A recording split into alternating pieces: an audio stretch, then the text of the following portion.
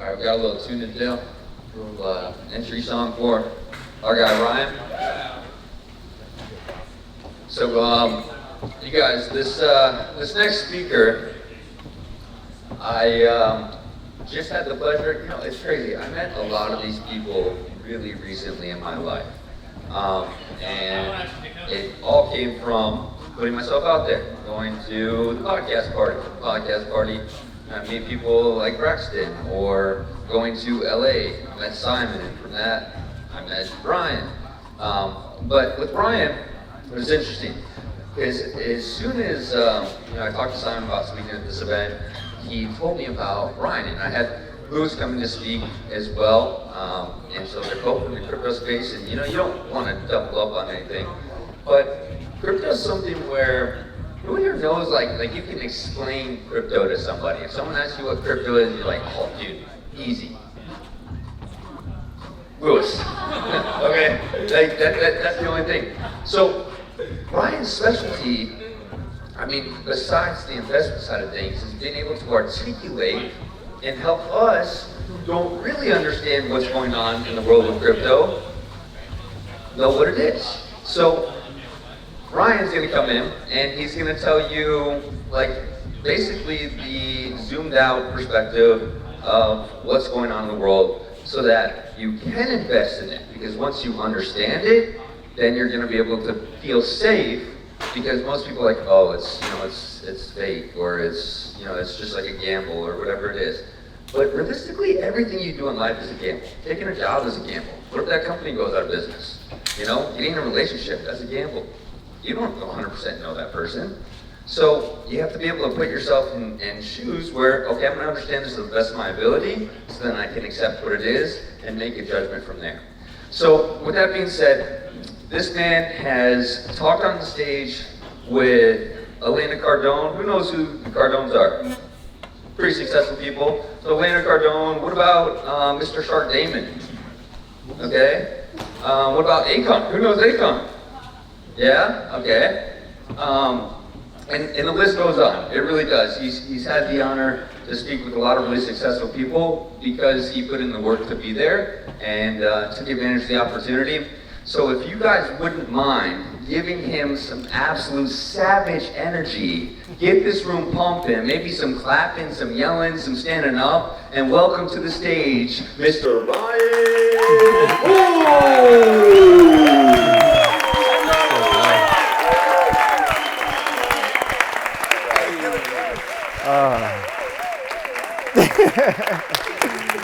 Oh man. Much love. Thanks for having me, man. Absolutely, bro. Appreciate you. How's everybody doing? Did that break long enough? No? Okay. We'll get going. So I want to start off by thanking you guys, because there's not many places that you can go, and when you start to build the awareness that everybody here has, where you feel connected with everybody in one place. And that's kind of what this is here. Everybody here is very comfortable with each other. We haven't known each other for very long at all. What's it been, 3 days, 4 days? And people are sharing things that they don't share with anybody. And here we are. I think that's really cool. So thank you to Mikey for building this community here.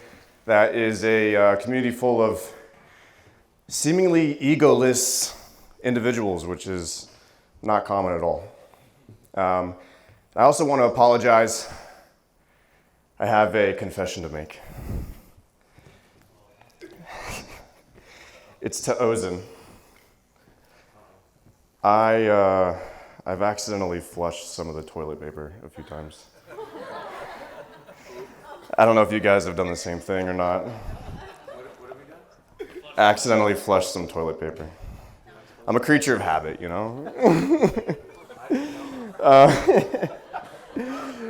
can I say? What, are we calling out Charlie right now? Is Charlie? Charlie, come on, bro. I'm sorry. Come on, bro. Oh man. Well, anyways, so when Simon called me up and said that he has a speaking opportunity for me, he introduced me to Mikey, and I was immediately thinking to myself, like, what? I don't know. First of all, I have no idea what's going on here, but I want to present everybody with as much value as possible, and I believe the best way for me to do that personally is not just to come up here and tell you a bunch of actionable steps that you can take to go into the cryptocurrency world, which definitely sounds like it's the most logical thing, right? It's actually more than that. And I think the actual thing is to give you guys a baseline understanding of why. Why crypto? So, I don't have a clicker. There we go. Why blockchain and crypto? So, how many people here have heard of blockchain? Most of you. How many of you guys have heard of crypto? That's everybody. And how many of you guys heard about it just this year? Last year, sorry. Okay. It's growing, it's growing. So, we'll go to the next one. I want to start this thing off by letting you guys know what I want to cover. And one of the things is, how did we get here? And when I say how do we get here, I don't mean Mexico. I'm not talking about JetBlue. I'm not talking about Patty who drove us down the road. I'm talking about how we got here on an economic standpoint. So more like a global economic standpoint. So I want to cover that during this presentation. And what is the solution with where we're currently at? It seems like nobody really has a solution. I have an idea with my limited time here on this planet. But yeah, I want to start this off by going into the question that we've all been asking ourselves. Who am I? My name is Ryan Horst. I'm the founder and CEO of Blockchain Insight Group. My face is really big there. And we go by Big Crypto. And me and my two partners in this, one is more heavily focused on the technical analysis side of things, other one more on the fundamental side of things, and then I'm the business guy. We got into this back in 2017, and I'll go into that story a little bit more later. So why did I get involved in blockchain and crypto? So this is me in high school, going to homecoming, got my tie all messed up, next to my date, palm tree. Lovely. Not very needy, low maintenance, if you believe that. All she requires is water and sunshine. What's up? Were you wearing your dad's blazer? No, I actually got that from Burlington Coat Factory, I'll let you know. They're running a fat deal. So, the story starts off here because when I was in high school, I kind of had a little bit of a victim mentality, and I was thinking about how I kind of missed the train on like investing in the dot-com boom, and I was like, it just seems so obvious that the internet was going to be the next big thing. Why is everybody not rich? I don't get it. And then, this is the next one, cool. So, and then that's where this leads into. So during the dot-com boom, we had AOL and Google and Microsoft, and if you're unlucky, AOL when you were investing. And I saw all this stuff here, and I was thinking to myself, this seems so obvious. I don't know why everybody didn't invest in this, and I feel like I missed my opportunity. And then when I had that thought, I promised myself that I would always be looking for the next opportunity. There's no way with the rapid innovation that we have in technology that's the last chance. We're going to have some other paradigm shift that's going to give us the same opportunity that the individuals had when the dot-com boom happened. So, when I was at the University of South Florida, studying for my degree in biomedical sciences, much like, seems like everybody here, I was on a path to go to medical school. You guys are like, oh man, another one. These guys are everywhere. And then I ultimately decided that it wasn't for me. The medical route is incredible. You get to help so many people, and that was the main reason I was getting into it, because I really wanted to help people, and I was told that there's always going to be a job for you in medicine because there's always more people, and people get sick. So that was my logic there, and then when it was time to make a decision, which that decision was going into debt, I ultimately decided that just wanting to help people wasn't enough of a reason. I can help people in so many ways. It doesn't have to be through medicine. And that's when I decided to get a minimum wage sales job afterwards. Proud parents, proud parents. Oh, we're good. Okay. So after I graduated college, I did that whole minimum wage sales job thing because I thought I wanted to go into sales. I needed to get some sales experience. And when I was doing that, I was still in touch with my high school friends or college friends. And my friend Matt Miller, he introduced me to Coinbase. And that was when I first bought Ethereum, Bitcoin, and Litecoin in 2017. I had no idea what I was buying, but I trusted my friend Matt. First time I ever invested in anything, and then I bought very small amounts of money. And I was living with my parents at the time, and I was actually investing right about here. I should have moved that cursor up a little bit. Around the $3,500 point for Bitcoin. Again, I didn't have much to invest, but what happened was I was waking up every single morning, it seemed like, and my portfolio was going up. It's like, what is going on with this stuff? I would come to the top of the stairs, yell down to my mom, I just made $300 in my sleep, Mom. This is insane. What is going on? I had no idea what I was investing in. So then I decided to go in and do some research into this stuff because I figured this isn't an accident. There's something more to this that I'm not aware of. And as I was doing my research, I went to the best place to do research, YouTube. And on YouTube, I came across this video here. It is inside a secret Chinese Bitcoin mine. And in this video, it came to this slide here, or this clip. And I took a screenshot of it because when it said our monthly electricity bill for running this Bitcoin mine is $80,000 a month, I immediately thought to myself, what do these people know that I don't? And I think that's a question that not enough people ask in our world. They just immediately think, oh, this is silly. You can't see that coin.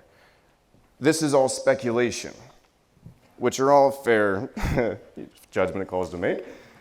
But that right there, that video was the thing that sparked my journey into, well, what changed my life, which is cryptocurrency.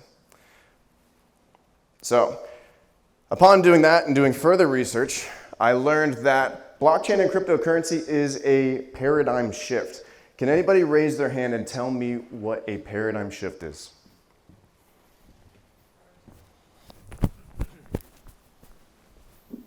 It's the way you look at something. The example I think I recall is a guy sitting on a bus and he sees these kids running around and he's going, where's the dad? He's just sitting over there, and he goes to the dad and says, hey, think you can take care of, oh, I'm sorry, we just left the hospital and my wife died. Your whole view of everything changes. Mm-hmm. Which changes the fundamental way of how you look at everything. Right? So that's the big thing there. A paradigm shift is anything that changes our fundamental level of thinking. And if we're thinking grand scale, that's changing society's fundamental level of thinking. So, that came out blurry. So, that's anything like airplanes, refrigerators, the internet, blockchain, cars, microwaves, anything, cell phones. So before airplanes, we couldn't fly to the other end of the world in a couple, or I guess several hours. We'd have to take a boat, and it wouldn't take hours, it'd take months. Without refrigerators, we wouldn't be able to live as far away from food sources that we have now. So we were able to expand civilization and move out further from just those local areas that are near the watering holes, I don't know, food, all that stuff.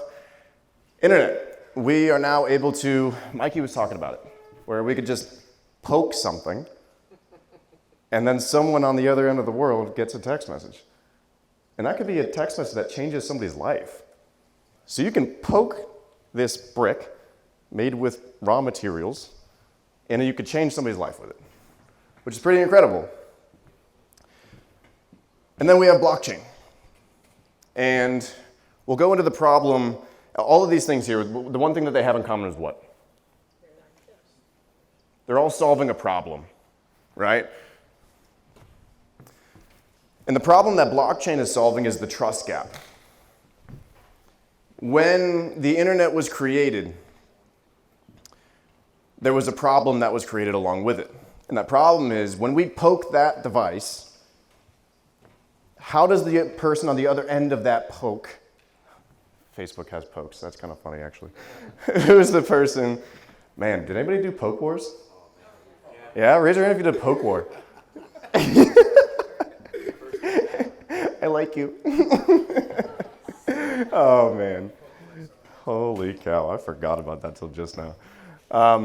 So how do we trust the person on the other end of that poke, on the other end of that transaction, on the other end of that whatever the internet thing is? And what we had happen was we had a bunch of third-party intermediaries come in, like Facebook and Twitter and Google and PayPal, to facilitate that third-party trust that we didn't have in the internet space.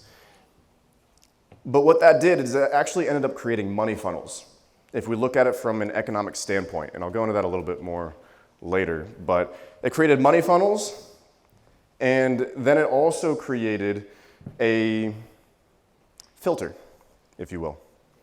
Now we have problems like people getting deleted off of Twitter. We have problems like, content being hidden from us, like everything there that everyone here is very aware of and is more than likely annoyed with.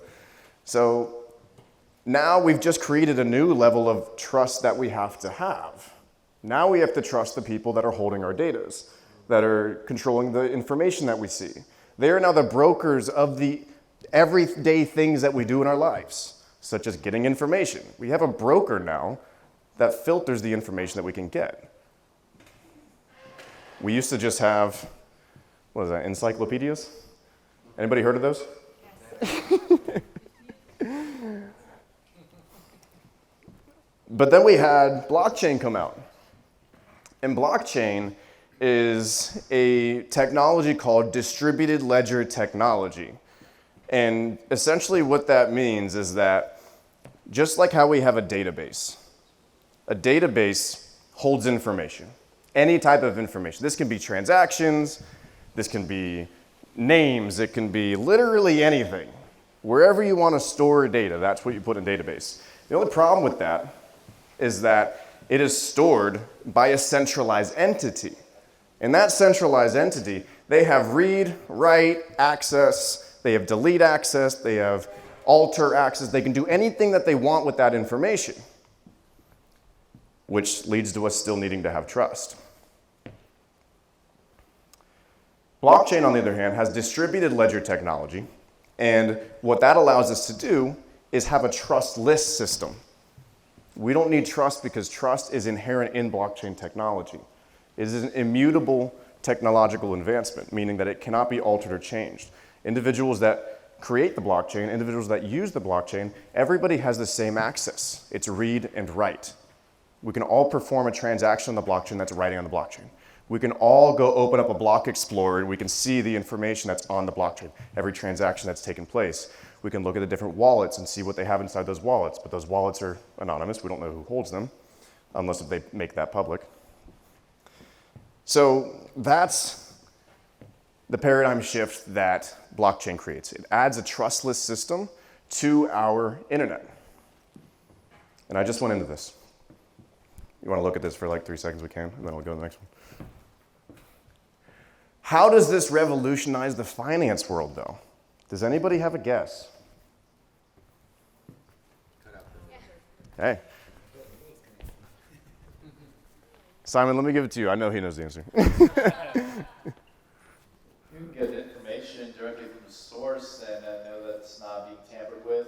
You know that everything is transparent and everybody has access to everything, so there's nothing hidden, right? It's not like my Facebook post, if I'm, everything that I want to post is going to be there, and it's going to be there forever, and everyone can see it. And there's no, Facebook is not going to come down and take down my post saying, hey, this is racist, or hey, this is whatever, or hey, this is misleading information about vaccination, or whatever. I'm sure you guys have had those pop-ups Oh, yeah. come up on Instagram. Hey, the Coca-Cola thing. Mention you the know, word. Right, when you mention a word or something, and they censor it, and then, have you guys noticed that you post an Instagram story, normally you get like, let's say 1,000 views, and then you say anything closely related to COVID, and you get like 200 views, like 800 views less. Yeah, they suppress it. Yeah, you suppress right now, right? So.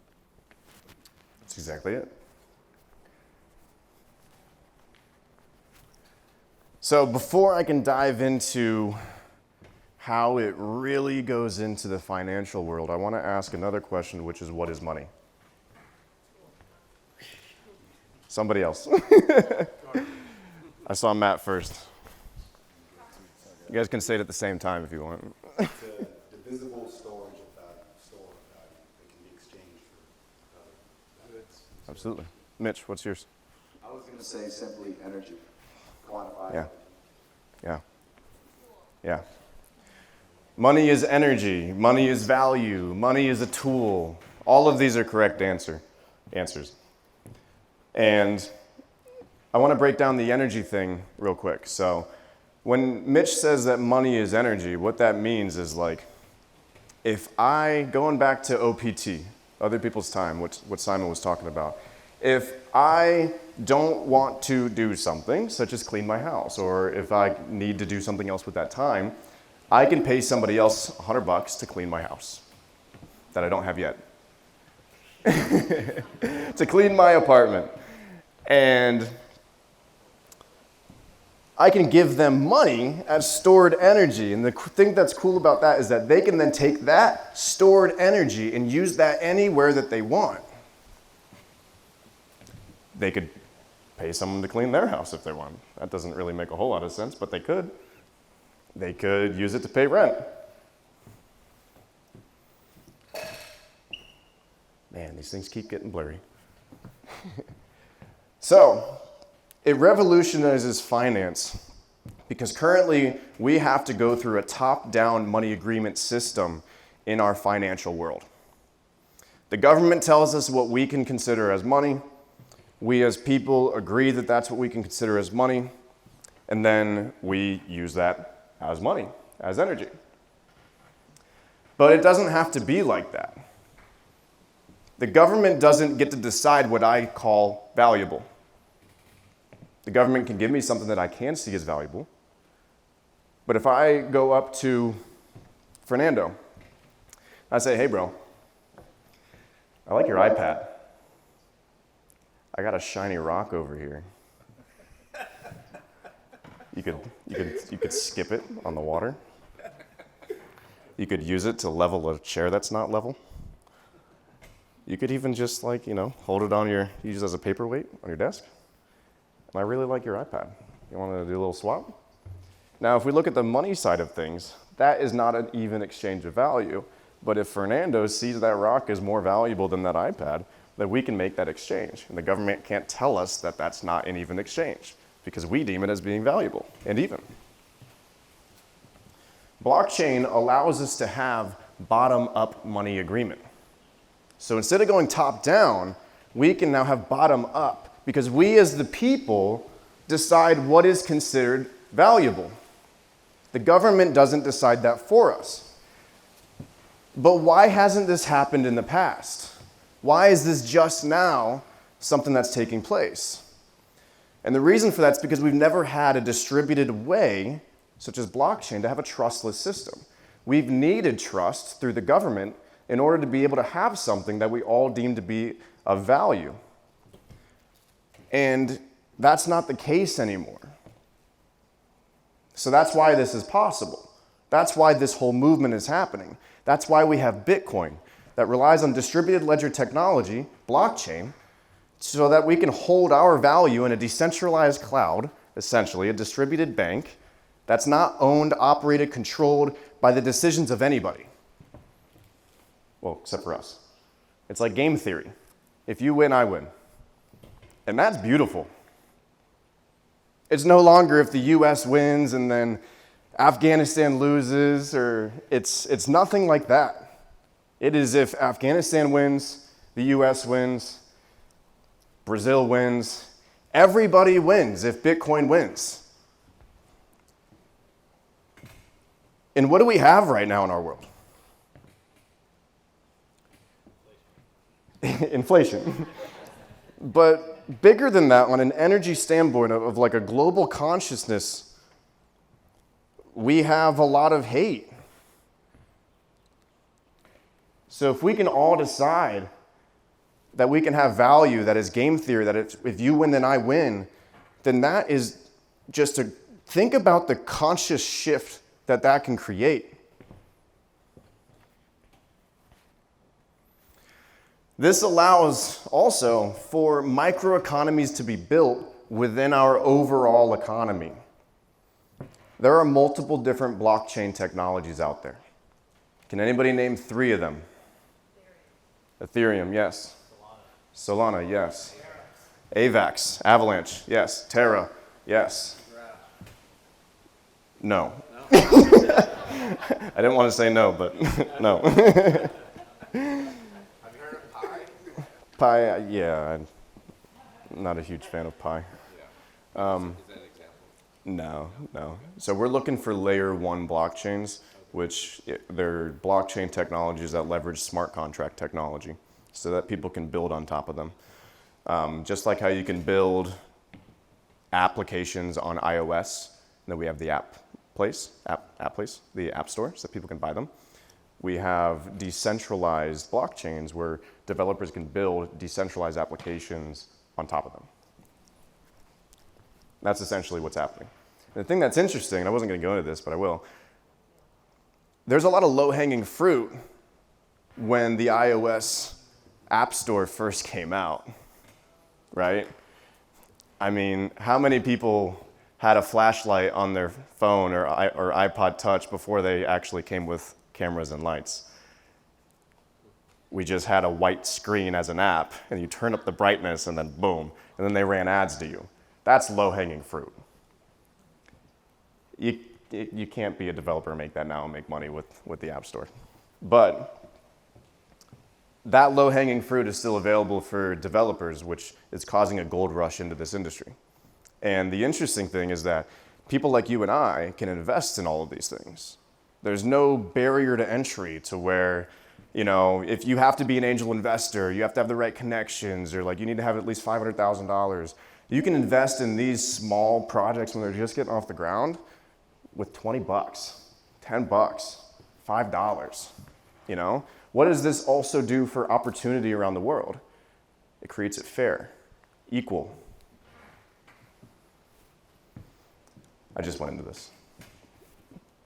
So, I want to give you guys a second to take like a deep breath with me. I want to ask Paris to come up here. He's clicking your slides. That's okay because I'm not clicking any slides right now. Can you come do a backflip for everybody?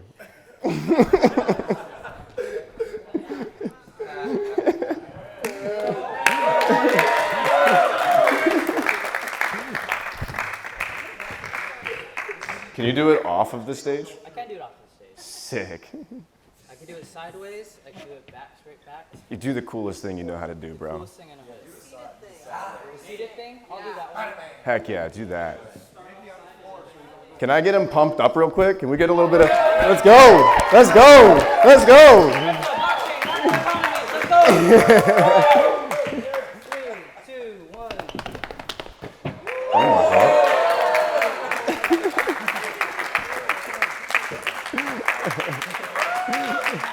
Heck yeah, bro. Oh, Paris, you're awesome, bro. Paris has some of the highest energy that I've ever seen somebody have. I appreciate you, bro. Just met him like, what, 72 hours ago? All right. What is the current state of our economy?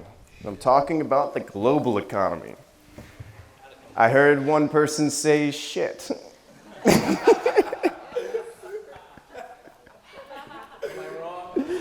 You are not wrong. But I asked this question because I think it's very important for us to all understand how we got here.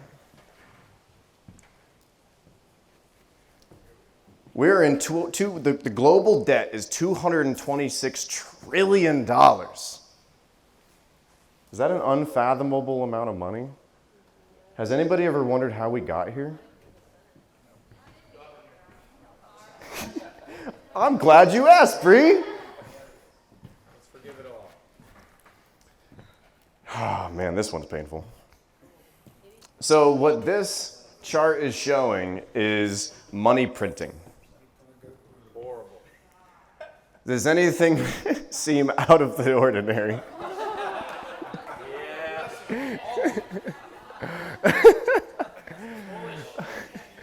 Oh, man. You'd think this is like a GPS tracker of like Blue Origin or something, like NASA. Oh, man. Shoot. 80% of all US dollars in existence was printed in the last 22 months. What? 80%.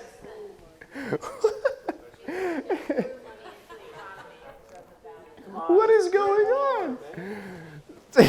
Has anybody stopped and questioned why the stock market's going up, while real estate's on a tear, why everything's going up? It's because nobody wants to hold the US dollar. There are countries that are getting rid of the US dollar in their foreign reserves. Russia, I'm pretty sure. Simon, you might know more about that. They're just getting rid of them. But how did we get here? You know, I've got a blockchain and cryptocurrency presentation, which is all about the future. But I really want to talk about our past. And I want to dive into the series of unintended consequences that led us to this point. Yes. So, before we get into that, though, I want to go over a common misconception. Governments don't make money from war. It's the individual politicians that make money from war. They invest in different companies. I don't know exactly how they do that. I don't look into this stuff that deep. But I know that governments don't make money from war. They lose money. And when the government loses money or they go into debt, what do? They print more of it. They debase their own currency. Inflation is a result of debasement. That large spike that you saw, that was debasement of currency. So let's go back to 1914 when the Archduke Franz Ferdinand was killed. And World War I was started, which led to an estimated cost of $208 billion, which became debt. So then what do you think happened? Every country that was involved in that war decided, let's start making those money printers go brr, baby, to cover this thing. The money that we work so hard to make. Who here works hard for their money? Not everybody? What are you guys doing that I'm not? We work so hard for our money. And they just print more of it because of the mistakes that they've made. 1919, Treaty of Versailles. In quotes, it's all your fault, Germany. And this led to Germany being indebted approximately $269 billion, which led to, everybody? Debasement. Germany debases their currency to start covering their debts, which leads to an economic crisis in Germany. When there's an economic crisis, what do the people do? They look for a solution. They're like, shit, how do we fix this? And then this wonderful man, no, in case you're listening to just the audio of this, that was me shaking my head. Hitler came. Hitler came into the picture. He says, hey guys, I'm gonna fix all your problems. You ain't gonna have to worry about anything. And then what happened? World War II. See that number? 4 trillion. Estimated cost of $4 trillion from World War II, which led to... The mic doesn't reach that far, I'm sorry, guys. Led to debasement. $4 trillion, guys. $4 trillion of the money that we work so hard to earn, and then they have to figure out how to cover that, so they just print more.